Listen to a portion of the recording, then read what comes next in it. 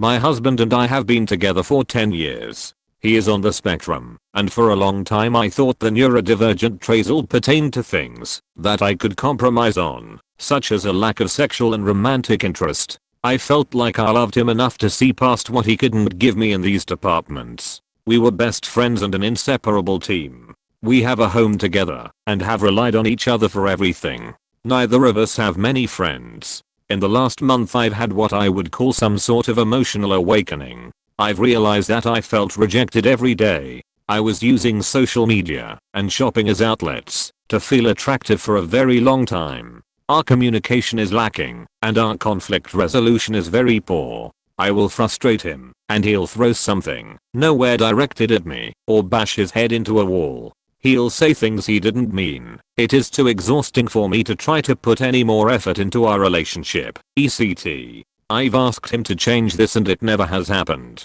Yesterday I confessed how I felt and the problems I've had, that I don't feel like he's ever been in love with me. The relationship has felt distant for a time, so I don't think this was a shock. He was pushing me to rip the band-aid off, so I just did. He packed a bag and left last night. I miss him so much and it hurts so damn badly. I feel so selfish and cruel. I know I'm not responsible for his emotions, but knowing I hurt him is ripping my heart in half. I know I'm everything to him, and he would do anything for me. He's tried so hard to give me a good life. Please can someone give me some insight? TL. Doctor, I'm having doubts about my decision to end my relationship just because of lack of sex, romance, and because of anger issues. I deeply love my husband and don't know where either of us are without our partnership. My husband has to put up with some things about me because I'm autistic. Those include things like giving me a few hours home alone every week, telling me that I'm being unintentionally rude to someone, and putting his lid back on the empty yogurt container before he throws it in the trash because I gag if I smell yogurt. They do not include things like tolerating me throwing things around the house, his items or yours, or being shouted at. Close relationships don't come easily to me, but I have a list of things he likes on my phone, so I can have something to reference when I'm buying a gift. I take a photo of his calendar, so I know which days he'll probably need me to make dinner. I can't stand the feeling of touching wet dishes, but that man has never scrubbed a toilet or mopped a floor since we lived together. He makes me floss, and I brush and braid his long hair. It's give and take, not take and take. It can be hard to learn, but it is part of being in a relationship, and if he can't do it, he's not ready for that. This is so beautiful and reminds me a lot of my relationship. Great advice. He would do anything for me. If by anything you mean everything short of the things you need to feel loved and valued. My wife and I are in a very similar place, so I think I can totally empathize with your situation. You're literally, like, just one step ahead of me/us. Based on what I've gathered in preparation of our very likely next step, this part is absolutely awful, but your sun will shine again soon. Thank you. I'm really sorry you're able to relate, it really sucks. I really appreciate all of your comments, guys. I feel really empowered and grateful to have a bunch of strangers willing to share their stories and advice. To answer the question in the title of your post, yes, it absolutely is. It takes a lot of courage to do, but it's absolutely worth it. You have so much life ahead of you. Take care of yourself and be happy. Good luck to you. You say he would do anything for you. 1. He's not even trying to get better. 2. He is not even trying to learn other ways of communication. 3. He's not even trying to get over his dislike of doctors to go see someone. 4. He's not trying to give you what you need. I have issues. Childhood trauma and all that. Feelings are a void. Daily normal things are a fucking pain. I wake up every day and push myself to make sure my partner is loved. When I lived alone, I'd forget to eat, to shower. I do all that now, so that my partner doesn't have to suffer with me. I say thank you for everything he has done, and even when I'm drawing in fear, insecurity, anger, I push them aside to focus on the good things and make sure to appreciate him for it. You know the great thing about it? Not only does he feel good, I heal through this too. I evolve. I'm slowly starting to see beyond the haze and starting to see the sunrise. When you truly love someone, you can break yourself for that person. You are doing that, but he isn't. Unfortunately, his mental health is something only he can sort. You can only hold his hand and tell him it's okay. Your self-worth is everything. You can't have a good life without it. This sounds like a comfortable life, but not a vibrant, fulfilling life for you. I'm someone who married, and then after many years divorced my high school sweetheart. I see you've been together since you were 18. I cannot stress enough how much of an eye-opener it was for me to learn more about starting relationships as an adult. Stay on track, break up, grieve your relationship, and you will look back at this and wonder why you stayed so long. You were right to talk to him about how you were struggling. You're not selfish for wanting your emotional needs to be met, and this has clearly been going on for a while. This may be hard at first, but you'll come out the other side. You're going to be okay. Do you have any friends or family you can reach out to right now? I don't have family, but I've been talking to some friends a bit. I think that I've been rejecting their advice because I'm shopping for answers. I'm waiting for someone to tell me I've made a big mistake, so I feel like I have some excuse to call him up and ask him to come home. I'm having doubts about my decision to end my relationship just because of lack of sex, romance, and because of anger issues. Semicolon. Those are all extremely necessary reasons to end a relationship. Also, your ex-partner is abusive. I'm on the autism spectrum, and lem just say the following. Your husband's behavior is not due to him being autistic, it's due to him being an asshole who is neglecting you emotionally. I know it feels like the end of the world, but I promise you can and will find someone better suited to you as a partner. It seems like the relationship was not working, so it's good that you left. You always have to prioritize yourself. Of course you still love him, but sometimes love is not enough. To add to this, Op says that she knows that she isn't responsible for his emotions, but she is responsible for her own. She shouldn't be ashamed at prioritizing her own self-worth.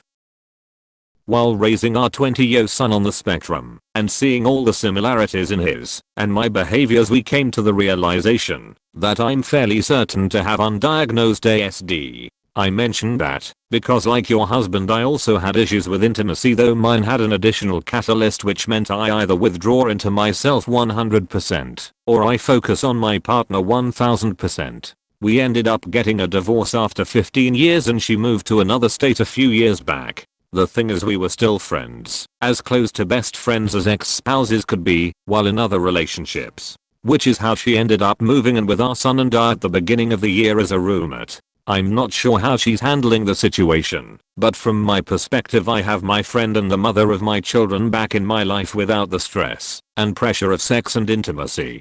Don't get me wrong, I still love her to death and would do almost anything for her, but I'm just unable to give her that attention. Well, when you say he's on the spectrum, do you mean it was diagnosed and he is in regular treatment? Or was he diagnosed and just didn't do anything about it? There's not really treatment for autistic adults, but it sounds like he'd benefit from therapy or something. Your husband is not equipped to be a partner to anyone. That's not your fault. No one is entitled to a partner despite throwing things at them. That is scary. Abusive behavior and autism is not an excuse. It might be an explanation, but not an excuse.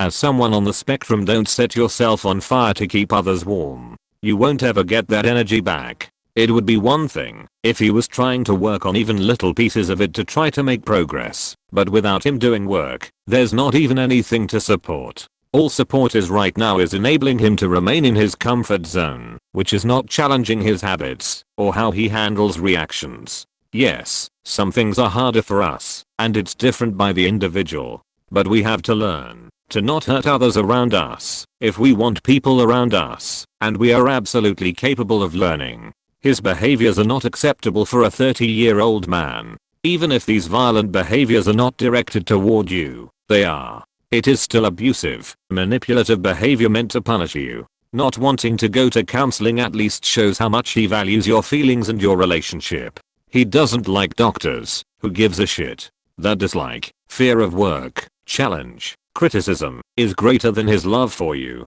Don't let him back until he's got appointments scheduled with a professional, preferably not till he has started going. If he's not willing to do that one thing, stop setting yourself on fire. You're not compatible.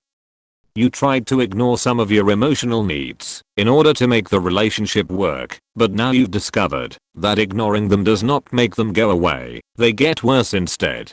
Why were you doing all the compromising, though? Seems obvious that he should have been making an effort to work on his psychological problems in return. Yet he has done nothing because he doesn't like doctors. Lame excuse. When you ripped the band-aid off, his response was not to go to work on his problems. His response was to run away. Now that he is gone, you miss the good things about this relationship. You'd like him to come back so that the two of you can get back to ignoring your needs again. That can work for a little while, but not in the long run, as you now know. Working on your own psychological problems is hard work. It's not easy, it's difficult and it's painful. But until he decides to do that work, he is not the one you need. Nabby, you're all good. You don't have to stay with someone who doesn't take care of themselves and lets it affect you in a negative way. You are not selfish, not cruel. You did the right thing for you. I'm on the spectrum. I still meet my boyfriend's needs. Being on the spectrum is not an excuse to be a shitty partner. Just because a decision makes you feel sad doesn't mean it was the wrong one. Give yourself some time for grief and healing. Our lifespans are so long now. Thinking about 10 years invested vs the 60 to 80 more years you could have to build something new. Don't set yourself on fire to keep someone else warm. If he hasn't changed in the last 10 years, what would change going forward?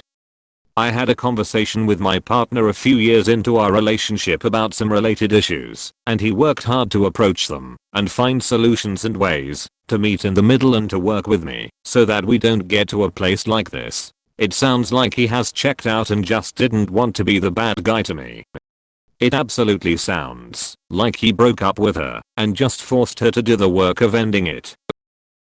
I'm saying this as someone who is autistic and has an autistic father. My parents have been together for 22 years and have 5 kids together. My father can be dense, thoughtless, or unaware, but he has never thrown things or stopped trying to change for the better. What you're describing to me isn't an autistic person who loves you. If he loved you, he would change, comprise, or at least try. He hasn't and won't.